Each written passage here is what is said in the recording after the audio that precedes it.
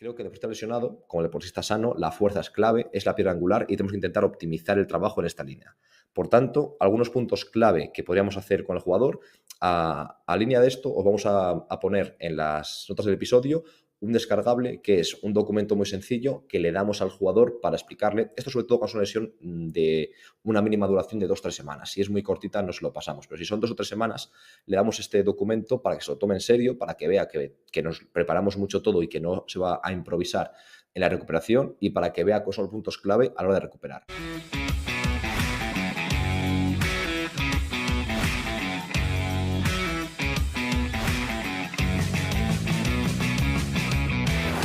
Muy buenas a todos, compañeros. Tenemos un nuevo episodio, nueva semana, y en este momento yo me encuentro en la recta final de la temporada. Me quedan 5 partidos solamente y tengo aquí a Jaime, que, bueno, lo tengo aquí físicamente, porque ahora mismo está jugando, o acaba de jugar, mejor dicho, el tercer partido de la final en la Liga Asiática, en la CBA. Entonces, de momento va 3-0, lo tiene muy, muy, muy bien para conseguir ganarla. Tiene que ganar solamente un partido más y será campeón de la CBA China, que es una liga la más fuerte de Asia. Entonces, nada, vamos a mandarle muchísima fuerza y muchísima suerte para ver si dentro de 2 días que juega de nuevo conseguimos contar o podemos contar el siguiente episodio que Jaime ya es campeón de la CBA, que es muy difícil y que es algo muy importante, ¿vale? Y nada, comentaros que, bueno, contesto un poco de este podcast, lo que os he dicho yo, recta final de temporada, está haciendo un poco mejor de tiempo en Alemania, que no es fácil, un poco de sol, no siempre, no todos los días, pero bueno, algún ratito al día, y disfrutando aquí de estos últimos partidos. Ya no tenemos presión, ya no hay ningún tipo de posibilidad de descender y tampoco tenemos posibilidades matemáticas de entrar en playoff. Entonces estamos en una zona un poco de nadie y el objetivo es acabar con las máximas victorias posibles y acabar muy cerca del playoff, aunque no se pueda conseguir. Decir eso, que Jaime está a punto de cerrar un año increíble, ganando la CBA, así que ojalá que podamos contaros en el siguiente episodio, la siguiente semana, que lo ha conseguido. Hoy vamos a continuar el tema que hicimos la última semana de contenido, en la que hablamos bastante de todo lo que hay publicado, o por lo menos de lo más relevante que consideramos nosotros, sobre readaptación de lesiones. Es decir, qué hacer cuando ocurre una lesión. ¿Qué se puede hacer? ¿Solamente fisioterapia? ¿Solamente el médico actúa? ¿Solamente nosotros? ¿Todos en conjunto? ¿Pero cómo lo enfocamos? Todo ese tipo de cosas. Y aquí ahora el objetivo es aterrizar todo eso y contaros realmente cómo lo hago yo en concreto en Braunschweig, actualmente en mi equipo, y cuál es la visión que tengo. Es decir, intentar aterrizar todo eso en un contexto real y decir cómo yo la práctica. Porque muchas veces ocurre que en un paper vemos algo pues que pinta muy bonito, que suena muy bonito, y no es así de fácil llevarlo a la práctica. Muchas veces por la cultura, porque el jugador nunca lo ha hecho, o el club nunca lo ha hecho, o el entrenador, y es muy difícil imponer algo que les suena a chino, ¿vale? Que les suena que parece de Marte.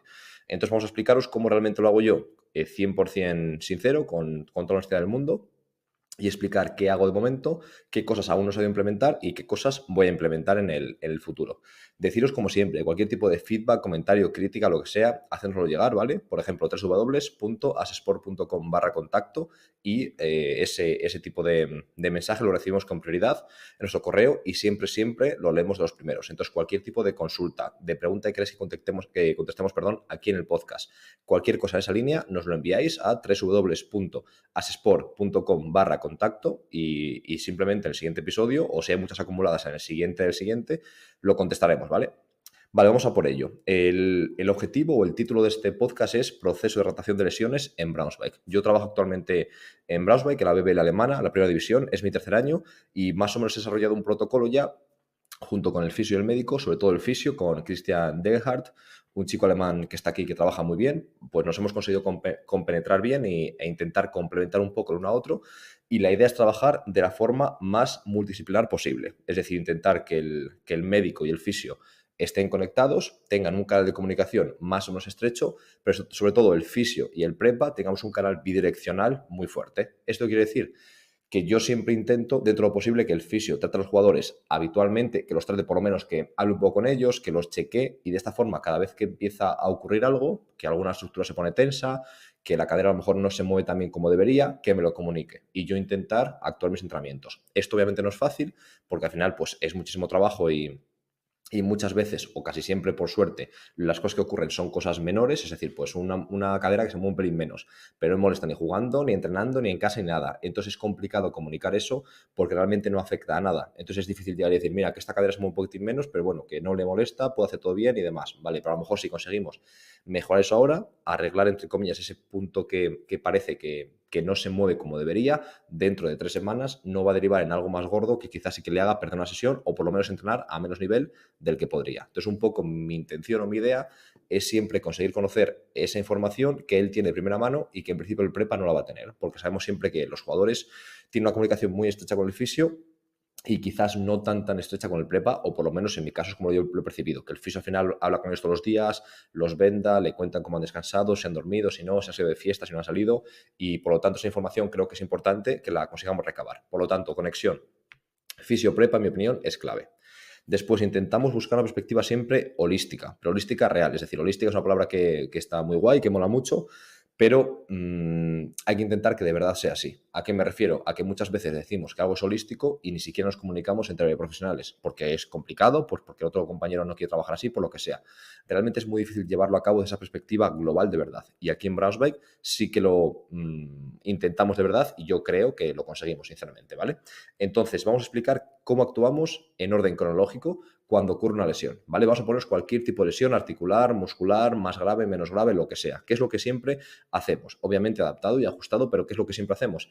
En primer lugar, una evaluación. El fisio va a evaluar, ya sea en partido, en entrenamiento, cuando ocurra cualquier tipo de incidencia, aunque sea una cosa menor, o sea, no quiere decir que esto le haga perder ningún entrenamiento, o ni siquiera a lo mejor le hace perder un entrenamiento, pero aunque sea una lesión muy leve, siempre el protocolo es muy similar, ¿vale? En primer lugar, una evaluación que le hace el fisio. Si el fisio considera que tiene dudas, que necesitamos un examen más objetivo, tipo resonancia, ecografía, lo que sea, lo deriva al médico. Si cree que no, simplemente pues lo trata él. Un ejemplo, un jugador pisa a otro entrenando y vemos que hay un ligero esguince de tobillo.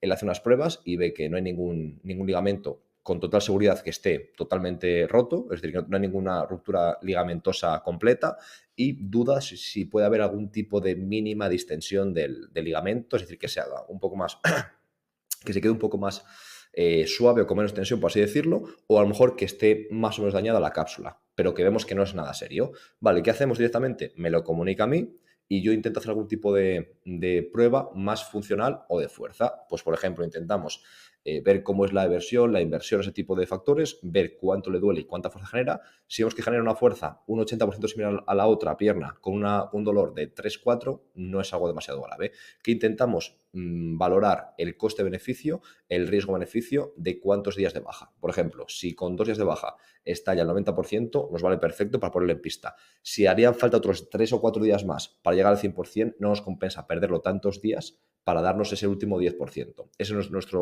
perspectiva, nuestro enfoque, y así es como intentamos comunicarnos y trasladarlo al entrenador. Obviamente el entrenador siempre intenta, o los entrenadores suelen intentar tenerlos cuanto antes, pero también quieren tenerlos sanos. Entonces hay que intentar buscar un compromiso medio en esa línea. Después, ¿qué es lo que haríamos? Intentar comparar valores, ya os digo, sea la lesión que sea, intentamos comparar valores del miembro sano y el miembro lesionado. Puede ser con pruebas más objetivas, tipo dinamometría, o puede ser con pruebas más subjetivas, tipo, pues salta con una pierna, salta con otra. ¿Cómo salta? ¿Se ve fluido, no se ve fluido? ¿Le duele, no le duele? E intentamos ver esas comparaciones, miembro sano, miembro lesionado, a día de hoy. Pero también si hemos tenido datos, y esto explicamos bastante en diferentes formaciones en Asesport, que es muy interesante el proceso de evaluación, intentar repetirlo de forma periódica. Y no me refiero a intentar hacer una semana de evaluación cada 2 meses o cada 3, que a mí eso me parece muy difícil de llevar a cabo y a mí no me gusta, sino en vez de tener una foto de un momento puntual y de cómo rinde el jugador en ese momento, intentar tener una especie de vídeo. ¿A qué me refiero con esto?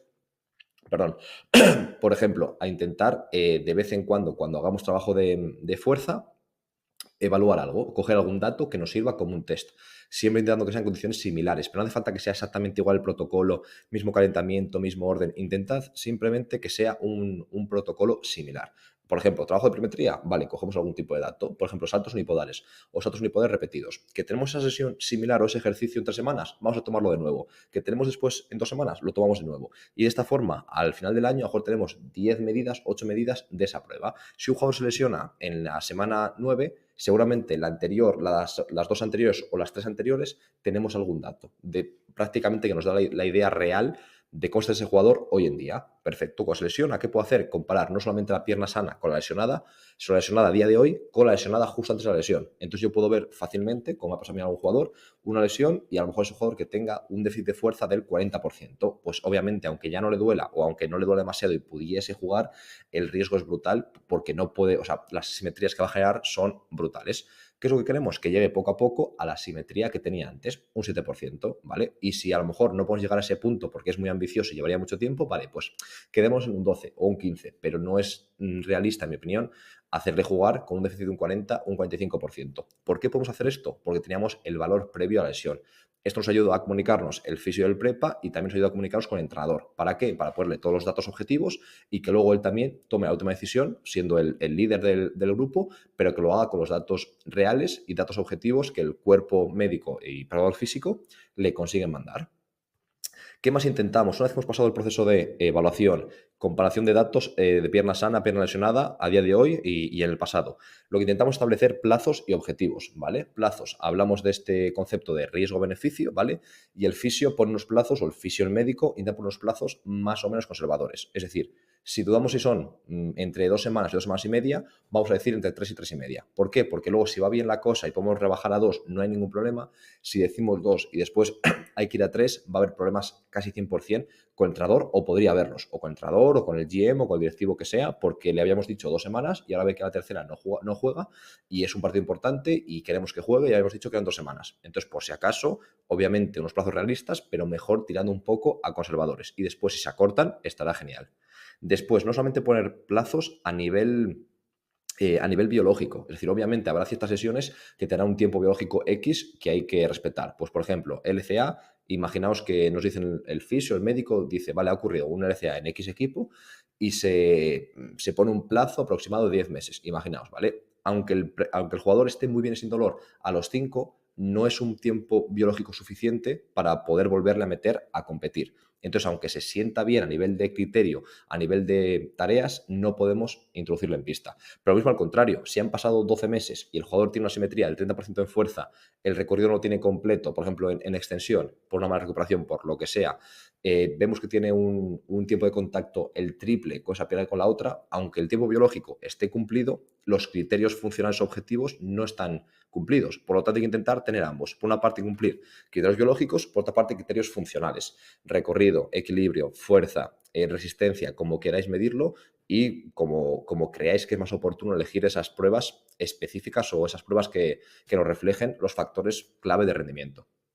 Y también intentar fijar objetivos, es decir, no solamente decir, vale, 3 semanas y ya está, sino fijar unos objetivos que sean funcionales y que nos den esa información extra, que no sea solo de tiempos biológicos. No solamente en cuanto a tejido lesionado, que está perfecto, sino también en cuanto al miembro sano. Pues, por ejemplo, ahora mismo tengo la oportunidad para trabajar en todo el cuerpo, menos la zona lesionada, que esa zona la recuperaremos poco a poco. Vale, ¿qué objetivo tengo? Imaginaos, pues este jugador ha tenido una lesión de el escafoides. Entonces, aunque esa muñeca no va a poder trabajar, la otra sí y el tren inferior sí. Vale, pues a lo mejor su objetivo es mejorar su fuerza en el tren inferior, medida mediante X ejercicios que puede hacer sin sujetar nada con esa mano, un 20% en 3 semanas. Imaginaos, por poner números así a grosso modo. ¿Y qué es lo que hacemos? Pues intentar poner esos objetivos para el miembro sano o para los miembros sanos o para la parte del cuerpo que no tiene ningún tipo de problema. De esta forma motivamos al jugador, dirigimos la acción hacia algo que conseguir y es más probable que no perdamos el tiempo y que avancemos, ¿vale? También puede ser hacia gestos técnicos. Ese jugador, por ejemplo, ha tenido, imaginemos, un esguince de tobillo o cualquier tipo de lesión y él era bastante malo manejando, o sea, botando. Entonces, obviamente no puede botar en carrera, pero puede botar a lo mejor parado o puede botar sentado o después primero sentado, luego parado, en posición de split, en diferentes posiciones e intentar hacer un montón de tareas de coordinación oculomanual, después también oculopédica, con diferentes balones, con diferente peso, diferente textura, lo que sea, para intentar mejorar mucho en 3 semanas ese gesto técnico. Siempre que podamos objetivizar las tareas o objetivizar si se consigue o no. En algunas cosas es más complicado, entonces es más fácil. ¿Cómo podemos hacerlo? Por ejemplo, el bote, algo que en principio es complicado. Vale, vamos a ver que ahora con 2 balones no puedes votar si a la vez yo te paso después una pelota y tienes que devolverme el balón mientras recepcionas la pelota, ¿vale? Si yo hago un vídeo de eso y en 3 semanas lo haces con facilidad, algo que antes no eras capaz de hacer ni siquiera con dificultad, obviamente estaremos todos de acuerdo, cualquier persona que vea ese vídeo, en que ese jugador ha mejorado en ese gesto técnico, en esa tarea, que no quiere decir que sea mejor en básquet, pero ya de momento lo hemos mejorado en una tarea concreta que puede estar relacionada con el bote en el juego. Si me hace una tarea, hacemos 3 o 4 que sean diferentes, es muy probable que se ha mejorado en todas esas, su bote ahora sea mejor o al menos le dé más confianza. Entonces hagamos esto para intentar motivarle y aprovechar el tiempo en estas fases. Y luego también puede ser incluso aspectos psicológicos. Un jugador, por ejemplo, que tiene problemas para, por ejemplo, para intentar no quemarse mucho, en el sentido de no enfadarse mucho en el partido. Por ejemplo, jugadores, que seguro que tenéis alguno en el equipo, en todos los equipos hay alguno, que siente mucha rabia cuando le pitan falta y él cree que no es, cuando pierde un balón, cuando cualquier cosa, y no puede evitar gritar al árbitro, gritar a los compañeros, se pierde el foco. Pues a lo mejor este momento es una buena opción para intentar mejorar en esa línea. ¿Cómo puede ser? Pues quizás pensando en diferentes estrategias que él va a hacer la siguiente vez que ocurra.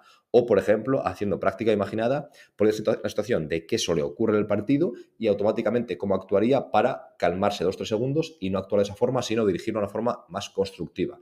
Diferentes, simplemente poner el acento o el foco en aspectos psicológicos y no solamente físicos. Es decir, cambiar un poco el paradigma de me he lesionado, tengo que recuperar este tejido dañado, a me he lesionado, tengo que recuperar este tejido lesionado lo mejor posible y mientras tengo una oportunidad de X días, X semanas para mejorar mis puntos débiles, que son estos. Es decir, esto es una oportunidad, no es la cárcel, ¿vale? Esa es la idea.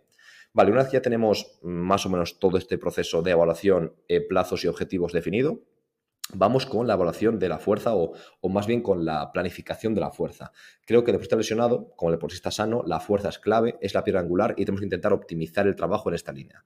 Por tanto, algunos puntos clave que podríamos hacer con el jugador, a línea de esto os vamos a poner en las notas del episodio un descargable que es un documento muy sencillo que le damos al jugador para explicarle, esto sobre todo cuando es una lesión de una mínima duración de 2 o 3 semanas. Si es muy cortita no se lo pasamos, pero si son 2 o 3 semanas le damos este documento para que se lo tome en serio, para que vea que nos preparamos mucho todo y que no se va a improvisar en la recuperación y para que vea cuáles son los puntos clave a la hora de recuperar. No es para que él haga nada por su cuenta ni nada así, pero sí para que vea por qué línea vamos a ir y que está todo ya pensado y planificado. Entonces lo pondremos en notas del episodio, podéis descargarlo y ya está. Y a lo mejor os puede ayudar, os da una idea para vuestro equipo, vuestros jugadores.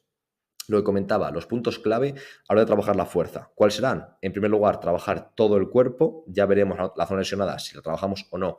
O a lo mejor al principio no y después sí, pero si no, todo el cuerpo. ¿A qué me refiero? Si tengo, como antes, el escafoides dañado, como decíamos, en vez de utilizar un gesto superanalítico de tren inferior, sí vamos a intentar hacer gestos globales. Pues a lo mejor un good morning con la barra que no me molesta en la muñeca, una sentadilla con cierta técnica que no toque agarrar la barra, cualquier tipo de gesto que sea complejo. Es decir, que me genere una buena respuesta hormonal, que sea más o menos funcional en el sentido de que implica muchos grupos musculares y las articulaciones, priorizando eso sobre el trabajo articular, que no quiere decir que no se haga o que no deba hacerse, pero que lo principal sean los típicos ejercicios compuestos y complejos, ¿vale?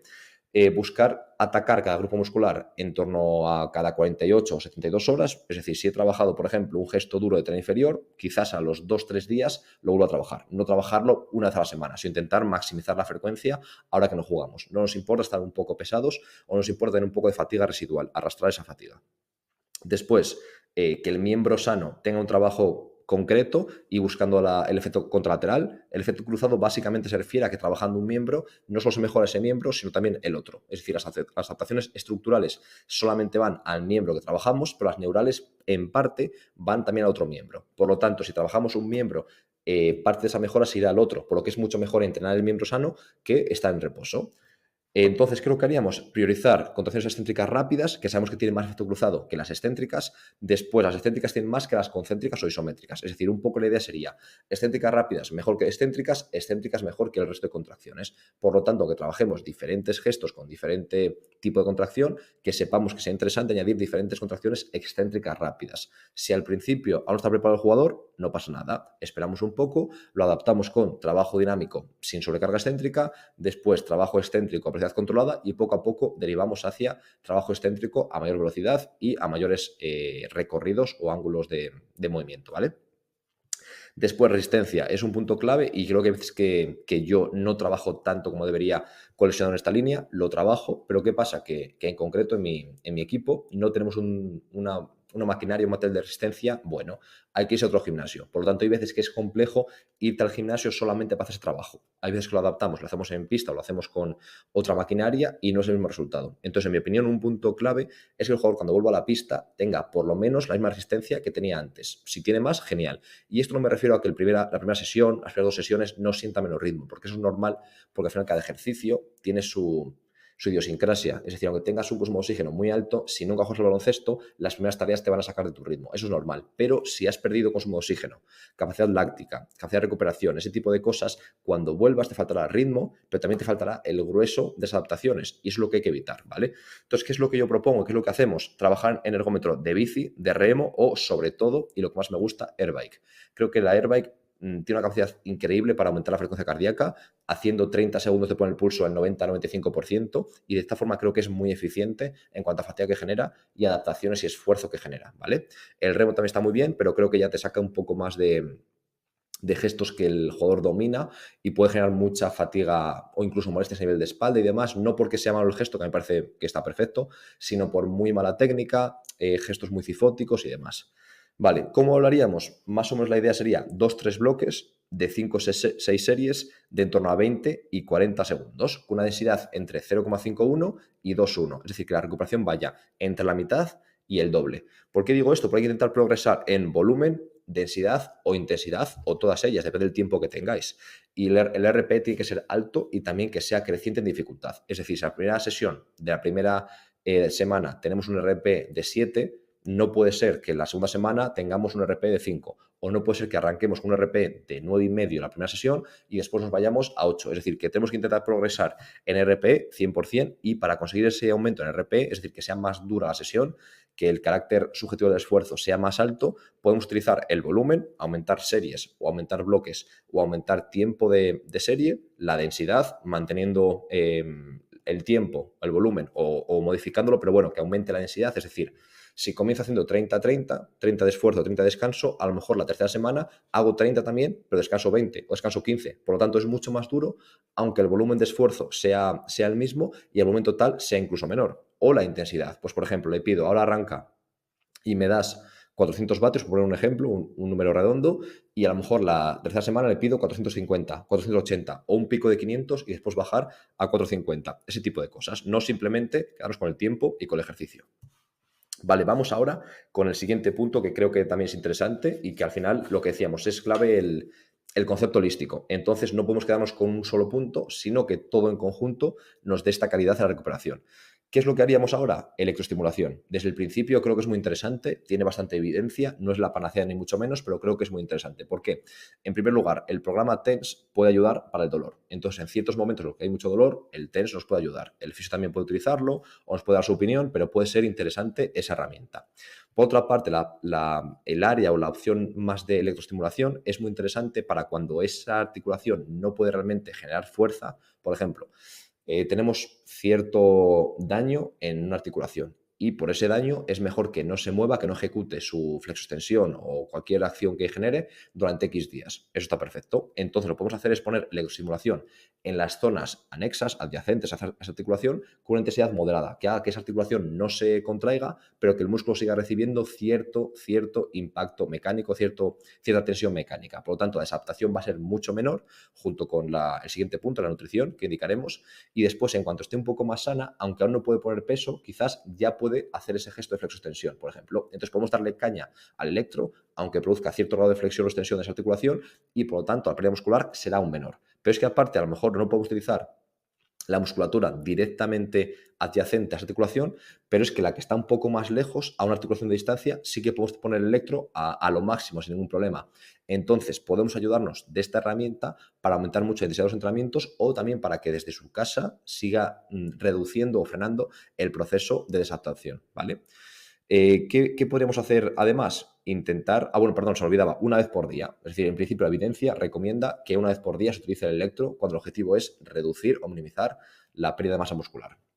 El siguiente punto creo que es clave y va en la línea del concepto de ser todo holístico y ser un paradigma global. Es decir, al final todo está conectado y por una parte, si trabajamos muy bien la fuerza, trabajamos muy bien con el electro, intentamos enfocar todo a no perder masa muscular y después el jugador está tomando 0,7 gramos de proteína por kilo de peso por día y tiene un déficit calórico de 1000 calorías, 100% ese jugador va a perder masa muscular, seguro. Entonces vamos a intentar que todo vaya en la misma línea y de esta forma, trabajando bien, que no perfecto, pero trabajando bien la parte más física de entrenamiento y haciendo más o menos bien, no perfecto, más o menos bien la parte de nutrición y de descanso, que ese deportista cuando acabe este periodo de recuperación esté como mínimo igual que como estaba o incluso mejor, porque hay tiempo para entrenar y porque no hay miedo de llegar cansado al partido. Entonces vamos a intentar que sean ambiciosos y que el jugador mejore en este periodo de recuperación. ¿Qué es lo que proponemos? Pues lo que dice la evidencia. Una ingesta de proteína de entre 2 y 2,5 gramos por kilo de peso por día, cuando está en déficit calórico o cuando está en una situación en la que arriesgamos la pérdida de masa muscular, como puede ser un proceso de encamamiento o simplemente de reposo mayor o sentarismo mayor del que está acostumbrado, hay mucho riesgo de pérdida de masa muscular. Entonces, aumentar la proteína a 2, 2,5, incluso 3, hay estudios que más, que incluso 4, pero bueno, en principio, con 2, 2,5 gramos de proteína de calidad, cualquier proteína animal o el suero, o si es vegetal habrá que complementarlo y subir la dosis en torno a 2, 2,5 por kilo de peso por día, ya estaríamos bien para minimizar el catabolismo muscular. Además, el contexto sería una dieta normocalórica, es decir, mismas calorías que entran que las que salen. ¿Para qué? Para intentar que no se acumule masa grasa por tener una dieta hipercalórica, pero los procesos de recuperación suelen necesitar energía y hay que intentar aportarla al cuerpo. Y si estamos en una dieta muy restrictiva, muy hipocalórica, puede ser que esa recuperación no se dé al ritmo o de la forma óptima por eso, por déficit de energía. Entonces, dieta normocalórica y la proteína en su punto. Después intentar eliminar totalmente el azúcar. Casi todos los procesos de recuperación están influidos por la inflamación y yo sé que hay un poco de debate en cuanto a si frenar la inflamación con hielo, dejar que se produzca, etcétera. Pero en principio lo que no tiene sentido es favorecerla con la alimentación. Es decir, una cosa que tu cuerpo genera inflamación para mejorar cierta patología y otra cosa que tú, mediante comida basura, alcohol, etcétera, generes un contexto inflamatorio. Entonces lo que hay que intentar hacer siempre, pero más aún las lesiones, es cortar el azúcar artificial de golpe e intentar reducir carbohidratos para frenar mucho la inflamación. Pues, por ejemplo, en vez de tomar pasta con pan blanco, con dulces, reducimos todo eso, un poco de arroz y sobre todo sobre todo carbohidratos a través de verduras, frutas y priorizar proteína de calidad. Eso será lo más interesante. Podemos añadir cúrcuma, que tiene ciertas propiedades antiinflamatorias, y con esto ya tenemos bastante cubierto todo el área de nutrición. ¿Qué es algo que podemos recomendar? O en mi opinión podemos recomendar, o es muy interesante, no contarle tanto rollo al deportista, o contárselo si queremos para que aprenda, pero sobre todo pues lo muy fácil, ¿vale? Decirle, mira, proteínas, no le digas 2,5 por tal, no, no. Tienes que comer en torno a 200. Y te voy a poner ejemplos de qué son 200 al día. Pues, por ejemplo, desayunar huevos con queso, en la comida tienes que tomar algo de pescado o algo de carne con estas verduras y de postre un poco de fruta, y en la cena otro poco de carne con a lo mejor un poco de garbanzos o de no sé qué, y darle opciones muy sencillas con fotos de platos o con raciones aproximadas, que eso se va a acercar mucho a lo que es óptimo. Es decir, no explicarle que cuente, que mida, que pese, porque eso es imposible. Yo intento alguna vez que simplemente lo analicen 2 o 3 días pesando para que me digan en qué rango están y así intervenir, y es un caos. Entonces es mucho mejor, aunque sea menos preciso, que sea más a ojo. Es decir, que te envíe una foto del plato o tú le envíes una propuesta de plato y que la vea, ese tipo de cosas. Después, el sueño. Creo que es clave intentar mantener hábitos. Al final, el deportista, cuando va a jugar, no tiene un problema grave si está un poco más cansado de lo normal o si está con ojeras en el partido. En principio no pasa nada. Hay que intentar, sobre todo en jugadores americanos que tienen un horario diferente a Estados Unidos, intentar que sigan con el ritmo de vida que llevaban, que se acuesten a la misma hora o más o menos a la misma hora, que se levanten a la misma hora, que duerman las mismas horas o incluso más, pero también en el mismo horario, es decir, que no cambien esos ritmos circadianos. Y después suplementos, aunque son el pico de la pirámide, son lo menos importante, podrían ayudar. ¿Qué podríamos tomar? Creatina, en torno a 0,1, algunos autores proponen 0,08, otros 0,1 gramos por kilo de peso por día, ¿vale? Y es un suplemento muy seguro, con muchísima evidencia para proteger la masa muscular o incluso aumentar masa muscular y fuerza, y también omega 3, en torno a 4 gramos por día. Y por último, simplemente decir que es muy interesante, o que yo considero un aspecto clave, explicar el proceso. En estos casos tenemos solamente a un jugador, no es como en grupo cuando hay veces que en conjunto no escuchan tanto. En este caso, un jugador casi siempre va a escuchar más que en conjunto, como decíamos. Además, está lesionado, está en un proceso más delicado, que seguro que está más receptivo a escuchar para intentar mejorar. Es decir, se lesiona, se asusta, quiere hacer todo bien, ahí tenemos una oportunidad para intentar que mejore y que haga todo de forma muy profesional. Reforzar el proceso. ¿Cómo? Cada vez que haga algo bien, intentar reforzarlo. Una forma que creo que es muy interesante y que yo voy a intentar hacer más porque de momento no lo hago suficiente es proponer gráficos muy visuales de su mejora. Un ejemplo, imaginaos que ese jugador tiene un esguince de tobillo, ¿vale? Y queremos que aumente la fuerza de su tren superior, la masa muscular, etcétera. Cada vez que nos envíe un plato de comida que va en la línea de lo que queremos, marcamos, por ejemplo, una espita en un Excel y de repente, después de la semana, le hacemos un gráfico y él ve que lo ha hecho bien 3 veces de 10, ¿vale? La siguiente semana 5 de 10, la siguiente semana 7 de 10, la siguiente semana 5 de 10 y ponemos en un gráfico cómo lo está haciendo cada vez mejor en líneas generales. Lo mismo, por ejemplo, con dominadas. Vemos que antes hacía 2 y al cabo de pocas semanas hace de repente 5 o 6 y eso graficarlo y que él lo vea con una tendencia.